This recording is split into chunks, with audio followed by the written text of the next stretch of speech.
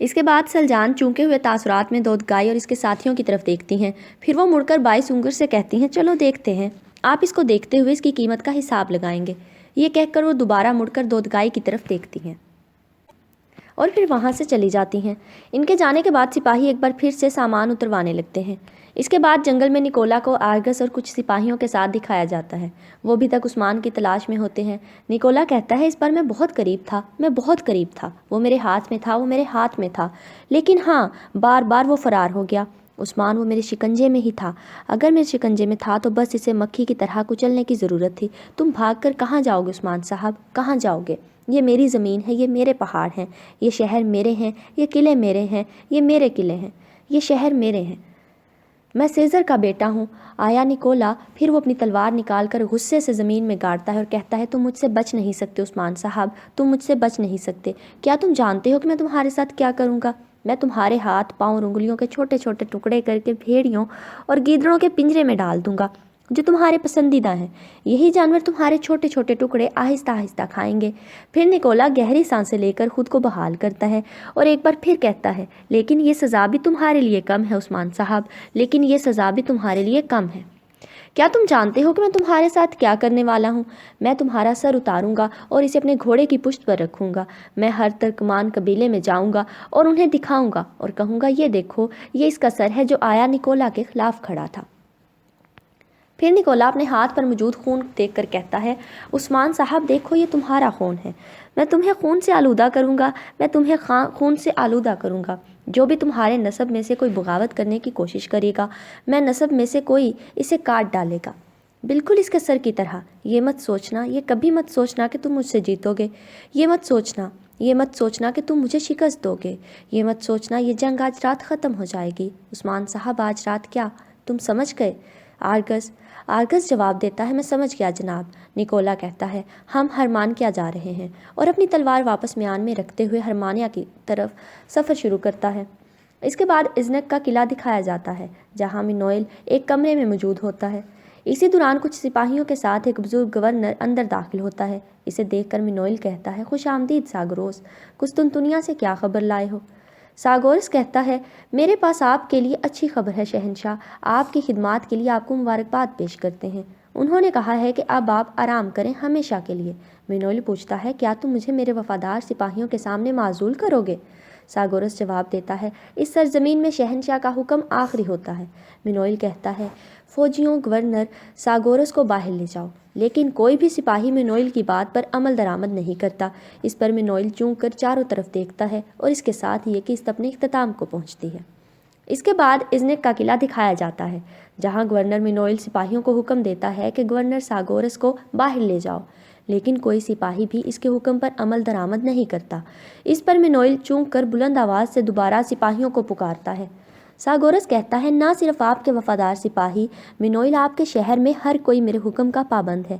جیسے ہی ساگورس ایک سپاہی کو اشارہ کرتا ہے وہ فوراً اپنا خنجر نکال کر مینوئل کی گردن پر رکھ لیتا ہے۔ مینوئل کہتا ہے تم میرے دوست تھے۔ ساگورس جواب دیتا ہے دوستی ہمیشہ خواہش کے سامنے ہار جاتی ہے، آپ کو ایسا نہیں کرنا چاہیے تھا، شہنشاہ کا تخت حاصل کرنے کے لیے اپنی حد پار نہیں کرنی چاہیے تھی۔ مینوئل کہتا ہے یہ سچ نہیں، آپ نے غلط کہا ہے، آپ نے شہنشاہ کو دھوکہ دیا ہے۔ ساگورس پوچھتا ہے شہنشاہ کا اس بارے میں کیا کہنا ہے؟ پھر وہ سپاہی کو اشارہ کرتا ہے۔ ساگورس کی اشارہ کرتے ہی سپاہی مینوئل کی گردن کاٹ دیتا ہے۔ اس کے بعد ہرمانکیا قلعہ دکھایا جاتا ہے جہاں کوسس کہتا ہے میں شکر گزار ہوں کہ آپ سب مشکلات کے باوجود بھی یہاں آئے ترگت صاحب۔ ترگت کہتے ہیں میں نے کوئی کام ادھورا نہیں چھوڑا، کوسس ماری بھی اس سے واقف ہے، میں یہ اپنے قبیلے کی بھلائی کے لیے کر رہا ہوں اور تمام ترکمانوں کے لیے۔ ماری کہتی ہے جب ہم یہ معاہدہ کریں گے تو آپ عثمان صاحب کے خلاف جائیں گے۔ ترگت جواب دیتے ہیں عثمان صاحب میرے ساتھ کبھی نہیں تھے، میں ان سے کیوں ڈروں گا؟ کوسس کہتا ہے اب سے آپ ہمارے قافلوں کی حفاظت کریں گے اور آپ کی زمینوں سے ہو کر جائیں گے اور آپ ان کے ذمہ دار ہوں گے۔ یقیناً ہم ایک مشکل وقت میں ہیں تو ہم معمول سے زیادہ فراغ دل ہوں گے۔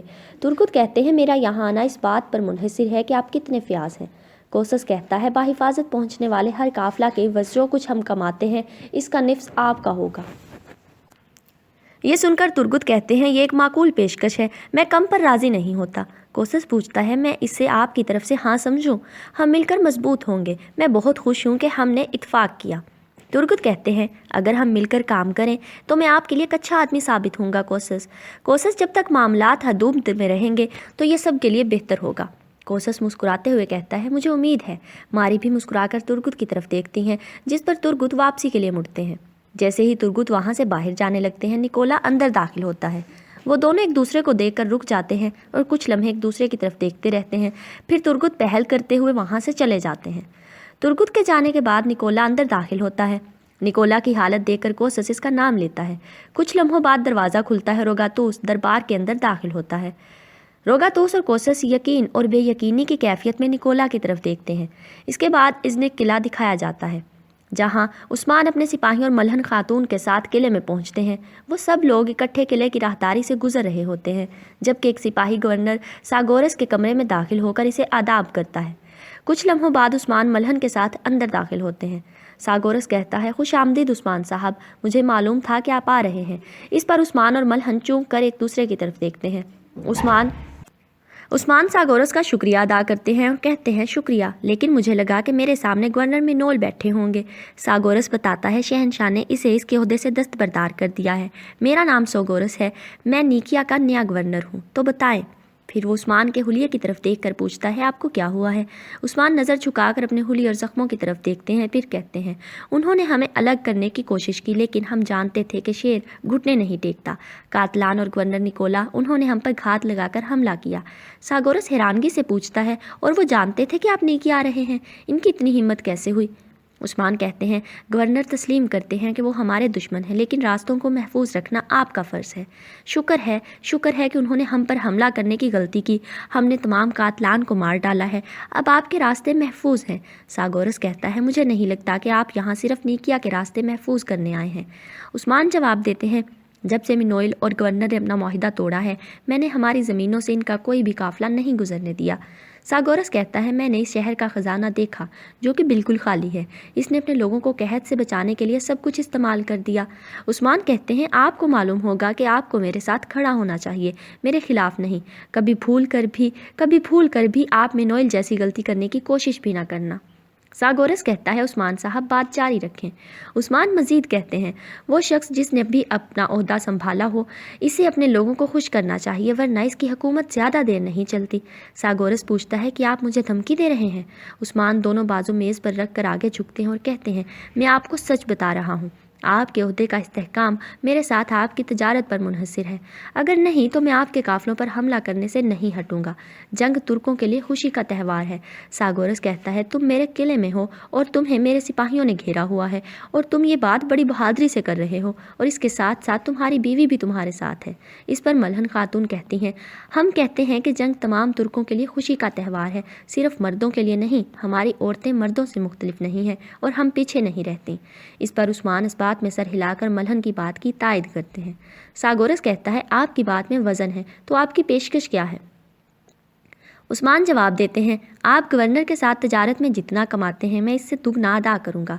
हम एक मुश्किल सफ़र से गुजर रहे हैं, हमारे तमाम तहाइफ तबाह हो गए। इसलिए इतना कहते ही उस्मान अपना खंजर खोलते हैं। जैसे ही उस्मान का हाथ अपने खंजर पर जाता है, वहाँ मौजूद सिपाही अपने हथियार लेकर इनके इर्द गिर्द इकट्ठे हो जाते हैं। सागोरस हाथ के इशारे से इन्हें पुरसुकून करता है, जबकि उस्मान अपना खंजर निकाल कर सागोरस की तरफ बढ़ाते हैं और कहते हैं, मैं आपको ये खंजर तोहफे के तौर पर पेश करता हूँ। ये कहकर उस्मान खंजर मेज़ पर रख देते हैं। सागोरस कुछ देर उस्मान की तरफ देखने के बाद वो खंजर उठा लेता है। उस्मान कहते हैं, निकिया की तमाम ज़रूरियात काई कबीले से मिलेंगी। मैं आपके कारवानों की ज़ाती तौर पर हिफाजत करूँगा। जहाँ कहीं भी तुर्क हों, वहाँ मुत्तफ़िक होने के अलावा और कोई चारा नहीं। आप जानते हैं। इस पर सागोरस अपनी जगह से उठता है और एक सिपाही को हुक्म देता है, कातब को बुलाओ, मैं सरदार उस्मान से मुआहिदा करूँगा।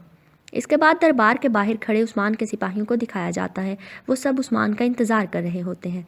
जेरकोताई कहते हैं, आप थक गए होंगे गेंचा साहब, आप घर गए। आपकी अपनी माँ और बाप के साथ दोबारा मुलाकात हुई। आप कुरा बाग से हमारे पास लड़ने के लिए घोड़े पर आए। क्या आप कभी थकते नहीं हैं? गेंचा जवाब देते हैं, शुक्रिया जेरकोताई, शुक्रिया।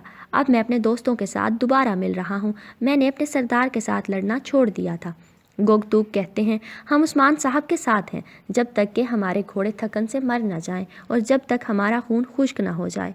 सिपाही गेंचा इनकी तायद करते हैं। बिल्कुल, बाकी सब लोग भी तायद इस बात में सर हिलाते हैं। इसके बाद हरमान का किला दिखाया जाता है, जहाँ निकोला बताता है, उस्मान मैंने कहा इस बार हो जाएगा, इस बार ये होगा, ये हो गया, फिर दोबारा फिर मेरी उंगलियों से फिसल गया। निकोला के बात पूरी करते ही रोगातुस और कोसस गुस्से से दूसरी तरफ पलटते हैं। कोसस पूछता है, वो कैसे? मुझे बताओ निकोला, वो कैसे जिंदा रह सकता था? तुमने जो घात लगाई और वो तमाम फौजी, बताओ। इसके बाद निकोला कहता है, मैंने इसे बहुत तकलीफ दी कोसस। कोसस तन से कहता है, हाँ। निकोला कहता है, मैंने कहा कि मैं इसे मुर्दा देखे बगैर वापस नहीं आऊँगा, और मैं नहीं देख सका। मैं पूरा दिन इसका पीछा करता रहा, फिर इसने मेरा सामना किया और अपनी तलवार चलाई। वो आदमी मरता ही नहीं है, वो मरता ही नहीं है। कोसस रोगातोस कहता है, निकोला हमने इस इम्कान के बारे में सोचा था, जब वो वापस आएगा तो इसके अहले खाना और चाहने वालों के जनाजे इसके मुंतज़िर होंगे। मैंने हलफ लिया, मैंने कहा कि वो मरने से पहले इस तकलीफ़ से गुजरेगा और ऐसा ही होगा। निकोला जवाब देता है, ऐसा नहीं होगा, वो वापस नहीं आएगा, वहाँ से वापस नहीं आएगा। जाहिर है मेरा भी ख्याल था कि उस्मान मुझसे बच सकता है। मेरे पास निकिया में एक जासूस है, वो गवर्नर के बावर्ची खाने में काम करती है और वो जानती है कि उस्मान मिलने आएगा। वो जहर बनाने में माहिर है। मैंने इसे बहुत सारा सोना उस्मान के लिए जहर का पानी तैयार करने के लिए दिया है। निकोला की ये सब बातें बताने के दौरान इज़्नी के गवर्नर का बावर्ची खाना दिखाया जाता है, जहाँ एक खातून वाकई उस्मान के मशरूब में जहर मिला रही होती है। जहर की पूरी बोतल मशरूब में उंडेलने के बाद वो मशरूब को हिलाती है, जबकि निकोला कहता है, एहतमाल रोगातूस, एहतमाल। रोगातूस कहता है, तुम कभी हार नहीं मानते निकोला, और ये बात तुम्हें खौफनाक दुश्मन बनाती है और एक अच्छा दोस्त भी। निकोला जवाब देता है, हमने तलवारों के ज़रिए कई बार कोशिश की, मैं इसे मज़ीद ज़िंदा नहीं रहने दे सकता। कोसस जवाब देता है, हमें बताओ निकोला, ये कैसा जहर है? निकोला जवाब देता है, ये एक जहर है जो काफ़ी मजबूत है, थोड़े ही वक्त में ये घोड़े को भी मार सकता है, एक घोड़े को भी। इस पर रोगातूस और कोसस मुतमईन हो जाते हैं। इसके बाद इज़्निक दिखाया जाता है, जहां उस्मान और इनके तमाम सिपाही खाने की मेज़ पर मौजूद होते हैं। बावर्ची खाने की मददगार ख़वातीन इनकी मेज़ पर खाना लगा रही होती हैं। मलहन कहती हैं, हम अब गवर्नरों और ताजरों से आगे हैं जनाब। हम पहले वाली को सिर्फ कालीन बेचते थे, अब वो अपनी ज़रूरियात की हर चीज़ खरीद सकते हैं। उस्मान जवाब देते हैं, जब वो बाहिफाजत अपने काफ़िलों को रवाना करेगा, हर जगह लोग इस बारे में सुनेंगे। सब जानते हैं कि हमारी सरजमीन में अमन है, हमारे पास खुशहाली है। मलहन कहती हैं, हम दिन ब दिन तरक्की कर रहे हैं उस्मान साहब, अल्लाह आपको और आपकी औलाद को बरकत नसीब फरमाए। उस्मान जवाब देते हैं, आमीन मलहन खातून, आमीन, जबकि तमाम सिपाही भी मुस्कुरा देते हैं। इसी दौरान दरवाज़ा खुलता है और गवर्नर सागोरस दाखिल होता है। सब लोग अपनी जगह से उठकर सागोरस का इस्तकबाल करते हैं। सागोरस कहता है, मैं आपको इस हाल में जाने नहीं दे सकता उस्मान साहब, मज़ीद ये कि हमें अपने मुआहदे पर बात करनी चाहिए। उस्मान इस बात में सर हिलाकर गवर्नर सागोरस की तरफ देखते हैं, जबकि सागोरस सरबराही कुर्सी की तरफ बढ़ता है, फिर सबको बैठने के लिए कहता है। सागोरस के बैठने के बाद भी उस्मान के तमाम सिपाही खड़े रहते हैं। इस पर वो हैरानगी से इनकी तरफ देखता है। जैसे ही उस्मान बैठने का इशारा करते हैं, उस्मान के तमाम सिपाही अपनी कुर्सी पर बैठ जाते हैं। इस पर सागोरस मुस्कुराते हुए खाने का आगाज़ करता है। इसके बाद काई कबीले में बाला खातून को दिखाया जाता है। वो अपने खैमे में बैठकर कुरान पाक की तलावत कर रही होती हैं। तलावत करने के बाद वो कुरान पाक को गलाफ में लपेट कर बंद करती हैं और इसे चूम कर अपने सर से लगाती हैं।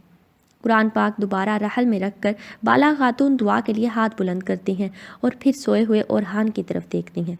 बाला कहती हैं, ज़्यादा वक्त नहीं ओरहान, अनकरीब तुम अपने मामा बाबा से मिलोगे। ये कहकर वो ओरहान के पंखुड़े पर कपड़ा डाल देती हैं, फिर उठकर कुरान पाक को इसकी जगह पर रखती हैं।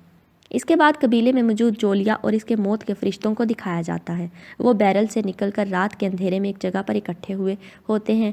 जोलिया जहर आलूद हथियार अपने सिपाही को पकड़ाकर इन्हें इशारा करती हैं, जिस पर वो आहिस्तगी से घात लगाने के लिए आगे बढ़ते हैं। रात के अंधेरे में वो सब लोग काई कबीले पर शब खून मारने की तैयारी करते हैं और इस मकसद के लिए आगे बढ़ते हैं। जैसे ही गश्त पर मौजूद एक सिपाही मशल लेकर वहां आता है, जोलिया अपने जहर के ज़रिए इसे मौत के घाट उतार देती है, जबकि इसके सिपाही इसकी मशल बुझाकर इसकी लाश को खैमे के कपड़े के नीचे छुपा देते हैं। जोलिया एक और सिपाही को मौत के घाट उतार कर कुएं के अंदर फेंक देती है और फिर वो लोग वहाँ से आगे बढ़ते हैं। जोलिया के सिपाही भी आहिस्तगी से आगे बढ़ते हुए एक एक करके मुहाफिजों को ठिकाने लगा रहे होते हैं। वो मुख्तलिफ चीज़ों की ओर से होते हुए और खैमों के पीछे छुप कर अपने हदफ की तरफ बढ़ रहे होते हैं।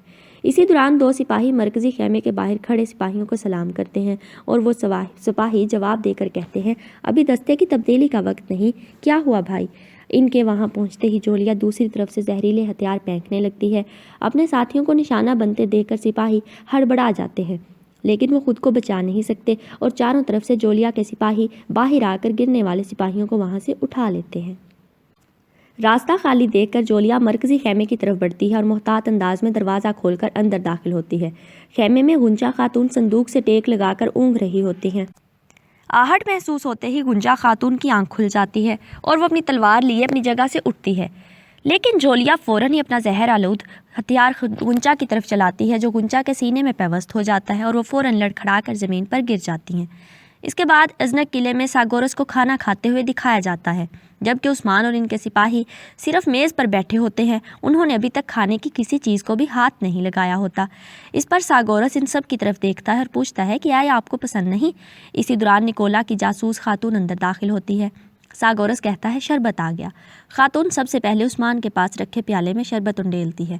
सागोरस कहता है अब हम दोस्त हैं उस्मान साहब, हमने इस मेज़ पर सब आपके लिए दीन के मुताबिक तैयार किया है। हमने मुसलमान कसाब से सारा गोश्त खरीद लिया, बराए मेहरबानी खाएं। इस पर जेरको ताई उस्मान की तरफ देखते हैं। उस्मान कहते हैं अगर तुम कहते हो कि ये हलाल है फिर आफियत हो। उस्मान की तरफ से इजाज़त मिलते ही तमाम सिपाही उस्मान के साथ बिस्मिल्लाह पढ़कर खाना शुरू करते हैं।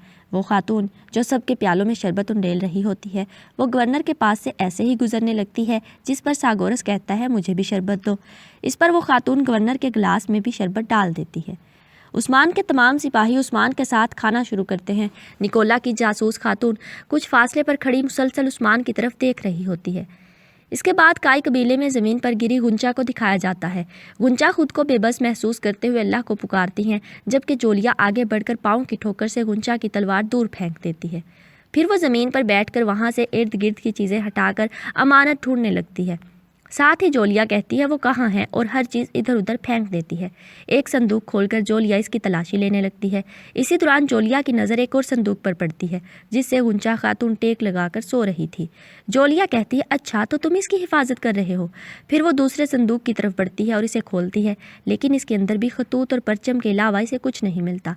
इसी तरह तलाशी लेते हुए जोलिया एक परचम को बाहर फेंक देती है और इसी परचम के साथ एक छोटा सा संदूक भी नीचे जा गिरता है। ये देखकर जोलिया इस छोटे से संदूक की तरफ बढ़ती है और इसे उठाकर खोलती है। इस संदूक में मौजूद रुमाल खोलने पर जोलिया को इमानत मिल जाती है। कुछ देर इमानत को देखने के बाद जोलिया इसे चूम कर अपने पास रख लेती है। इसी दौरान साथ वाले खेमे में ओरहान के रोने की आवाज़ सुनाई देती है। इस पर जोलिया अपनी तलवार निकालकर खेमे के दरवाजे की तरफ बढ़ती है और आहिस्तगी से दरवाजे को खोलती है। दूसरे खेमे में बाला ओरहान के झूले से थोड़े ही फासले पर सो रही होती हैं। इन्हें देखकर जोलिया इन दोनों की तरफ बढ़ती है। नीचे झुककर वो झूले में सोए हुए ओरहान को देखती है। फिर बाला की तरफ देखते हुए कुछ कदम आगे चलती है और सोचती है मैं तुम सबको मार दूंगी। इसके बाद अजनक किले में मौजूद उस्मान को दिखाया जाता है। उस्मान खाना खाने के बाद शरबत के प्याले की तरफ हाथ बढ़ाते हैं और फिर गवर्नर की तरफ देखते हुए शरबत पी लेते हैं। उस्मान को शरबत पीता देखकर इस खातून के चेहरे पर मुस्कुराहट आ जाती है। शरबत पीने के कुछ ही लम्हों बाद उस्मान खांसने लगते हैं। उस्मान के सिपाहियों की तबीयतें भी बिगड़ने लगती हैं, यहाँ तक कि गवर्नर सागोरस का गला भी जकड़ा जाने लगता है। इन सब की तबीयत खराब होती देखकर वो खातून फतह का तासुर लिए मुस्कुराने लगती है। तबीयत के बिगड़ते ही उस्मान के हाथ से शरबत का प्याला छूटकर नीचे जा गिरता है। वो कुर्सी से खड़े हो जाते हैं और इसके साथ ही ये किस्त अपने इख्तिताम को पहुंचती है।